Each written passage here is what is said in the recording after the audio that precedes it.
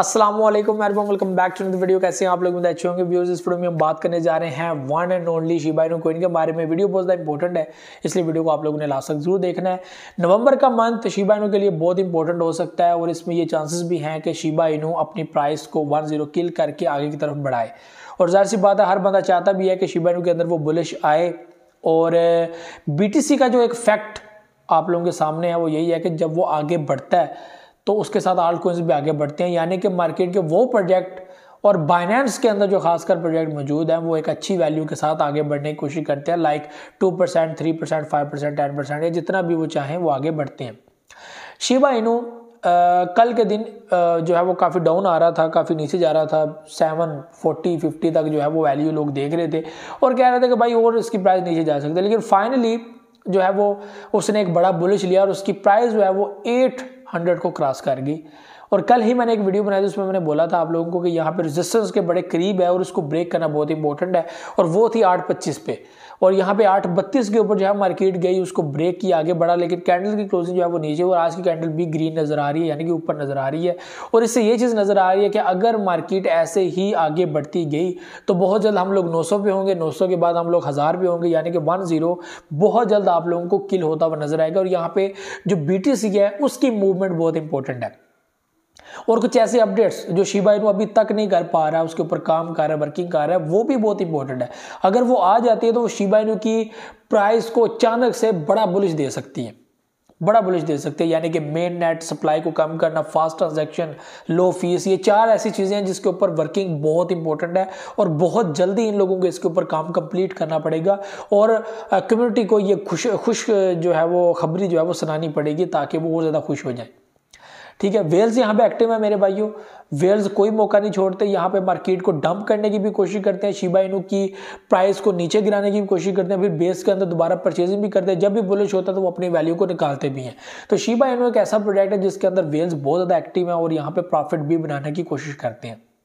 2024 के लिए भी शिबा इनू बहुत परफेक्ट साबित हो सकता है आप सब के लिए। पोर्टफोलियो मैनेजमेंट आप लोगों को मैंने पहले भी बताई है कि आपके वैलेट के अंदर हर वो प्रोजेक्ट होना चाहिए, एक ऐसी मैनेजमेंट होनी चाहिए कि आपको पता चले कि अगर यार इसमें से 3-4 प्रोजेक्ट मुझे धोखा भी देंगे या वो नहीं बुलिश किए, नहीं बुलिश करते, तो मुझे बाकी प्रोजेक्ट जो है मेरा सारा लॉस भी रिकवर करेंगे, मुझे फ़ायदा हो जाएगा। मैंने कल भी एक मिसाल दी कि अगर आप लोगों के पास $1000 होते हैं, ठीक है, गोरे जो होते हैं ना, अंग्रेज लोग, वो जो समझते हैं क्रिप्टो मार्केट को, जो चीज़ें हैं वो किस तरह मैनेज करते हैं, क्योंकि उनके पास इतनी इन्वेस्टमेंट नहीं है। एक बंदा है, एक अंग्रेज है, वो कहता है यार मेरे पास इतनी इन्वेस्टमेंट नहीं है कि मैं BTC के अंदर इन्वेस्टमेंट कर सकूं, मैं एथेरियम के अंदर इन्वेस्टमेंट कर सकूं, यहाँ तक कि मैं जो है वो BNB के अंदर इन्वेस्टमेंट नहीं कर सकता, क्योंकि अगर मेरे पास $1000 हैं तो उनमें से मैंने एक BNB ले लेना तो मेरे पास बचेंगे 780, ठीक है, $780 बचेंगे। तो उसको अगर परचेज करना, चलो मैं एक प्रोजेक्ट परचेज कर रहा हूँ लेकिन मुझे इतना फ़ायदा नहीं होगा, ठीक है। तो वो कैसे मैनेज करेगा अपने $1000 को? सबसे पहली बात कि वो छोटे प्रोजेक्ट्स परचेज कर लेगा। छोटे प्रोजेक्ट्स मैं कहता हूँ कि यार $100 के आप एक फ्लोकिनो परचेज कर लो, एक पैप कोइन परचेज कर लो आप लोग, एक जो है वो आप लोग लूना क्लासिक परचेज कर लो, एक आप लोग शिबा इनू कोइन जो है वो परचेज कर लो।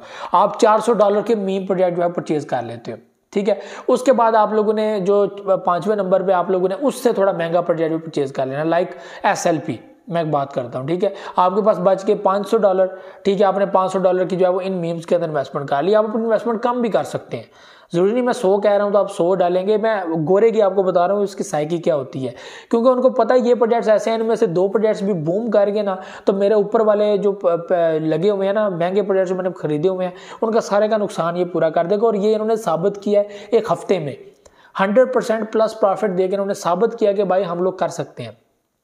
तो वो इस तरह मैनेज करते हैं, वो इस तरह भाई बाइनेंस के अंदर जाते हैं, बाइनेंस के जाके अंदर के वो जो है वो इस तरह परचेजिंग करते हैं। अब आपने SLP ले लिया, SLP की आपको पता है 0.4 हाई वैल्यू है, इस वक्त 0.002 के ऊपर है, तो भाई ये तो फायदा देगा। तो वो $100 के अंदर इन्वेस्टमेंट करें तो $500 आपकी इन्वेस्टमेंट होगी, पीछे बच गए 5। अब वो उससे ऊपर थोड़ा प्रोजेक्ट जाएगा, अब वो कहेगा कि यार मैं गाला प्रोजेक्ट परचेज कर लेता हूँ, वो उसकी वैल्यू थोड़ी सी वो SLP से थोड़ा महंगा है। उसके बाद मैं कहूँगा कि जो है वो मैं 100 के नहीं लेने, तो आप क्या करें, आप $50 के ले लें। वो 50 के लेगा गाला, वो 100 के ले ले गाला, या डॉज कॉइन, इन दोनों में से एक ले ले। उसके बाद वो गाला से ऊपर आ जाएगा। डॉज या गाला में से एक प्रोजेक्ट वो पकड़ लेगा कि चलो मैं इन दोनों में से एक पकड़ लूँ कि इनकी वैल्यू सेम ही है, तो मैं चलो इन प्रोजेक्ट्स में से एक पकड़ लूँ। तो फर्ज करें आपने गाला परचेज कर लिया, आपने डॉज नहीं परचेज किया, ठीक है, $100 उसमें लग गए, आपके कितने पीछे बच गए? $400, ठीक है। अब ये गोरा इन्वेस्टमेंट कर रहा है, उसकी सोच देखो, वो अब SLP के बाद गाला के अंदर इन्वेस्टमेंट करेगा, उसके बाद वो सोचेगा कि यार ऊपर कौन सा इससे हैवी प्रोजेक्ट कौन सा है, वो देखेगा मैटिक, आडा, XRP, यानी कि इनकी वैल्यू अब जो है वो गाला डॉज से थोड़ी अप है, तो डॉज लेना चाहता है ले ले, लेकिन वो अब इन 4-3 के अंदर फंस गया। अब वो कहेगा यार XRP मैं ले लेता हूँ, XRP वो $100 के ले लेगा या मैटिक ले लेगा, ठीक है, इस तरह वो उस वैल्यू में ले लेगा। अब उसके पास जो है वो बच गए $300, ठीक है। $300 में वो क्या करेगा कि वो लेगा जनाब उससे थोड़ा महंगा प्रोजेक्ट XRP और उससे, ठीक है, वो क्या करेगा जनाब, ले लेगा पोल्का डॉट, ले लेगा सोलाना, 2 प्रोजेक्ट पकड़ लेगा, 2 या 3 प्रोजेक्ट पकड़ लेगा, ठीक है, सोलाना पकड़ लेगा।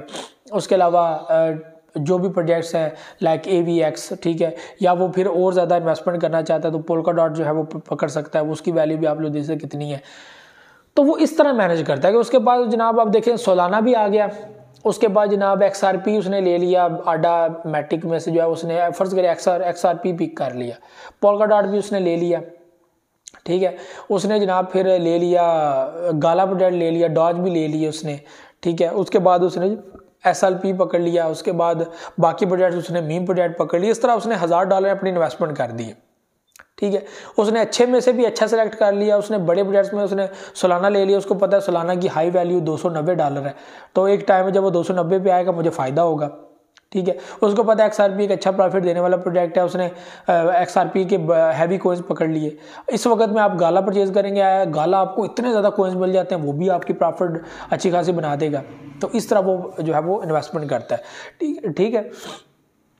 तो ये चीज़ें अपने माइंड में रखें, ठीक है। तो शिबा इनू कोइन जो है वो ये एक ऐसा प्रोजेक्ट है जो इस वक्त आपको बड़ी वैल्यू में कोइंस देता है, और जब ये बुलिश करता है तो आप लोगों को अच्छा प्रॉफिट यहाँ पे दे सकता है। तो ये व्यू चीज़ें थी जो आप लोगों से शेयर करनी थी। बाकी उम्मीद रखें, बिलीव रखें, आप लोग यही कर सकते हैं, आपके हाथ में यही है कि आप अपने पैसों को मैनेज करके इन्वेस्टमेंट करें। मैनेजमेंट के अलावा आपके पास कोई दूसरा चांस नहीं होता, ठीक है। और यही आपके पास एक अपॉर्चुनिटी होती है कि आप मैनेज करें, उस हिसाब से जो आप इन्वेस्टमेंट करें ताकि आपको नुकसान ना हो। और अगर आप लोग जल्दबाजी में या फिर वो सेलिंग, पैनिक सेलिंग इस तरह करेंगे तो आपको नुकसान होगा। तो गोरे की ये पॉलिसी होती है मेरे भाइयों। अभी ज़ाहिर सी बात है परचेजिंग का टाइम है और गोरा इस वक्त फुली फॉर्म में है, उसके पास $1000 है, $1500 है, $2000 है, उसने फिर उस हिसाब से इन्वेस्टमेंट करनी है कि जब मैं सेल करूँ तो मेरा ये जो मैंने इन्वेस्टमेंट किया ये भी पूरी हो, उसके बाद मुझे इतना प्रॉफिट हो कि मैं दोबारा से इन्वेस्टमेंट भी कर डालूं और मुझे नुकसान भी ना हो। तो गोरे की ये सहायक किया। तो ये जो आपको मैंने रेशो बताई है ना परचेजिंग करने की, तो ये तरीकाकार होता है एक। तो ये भी चीज़ें थी, मुझे नेक्स्ट वीडियो में बहुत तरीके बहुत रखिएगा। अल्लाह हाफ़िज़।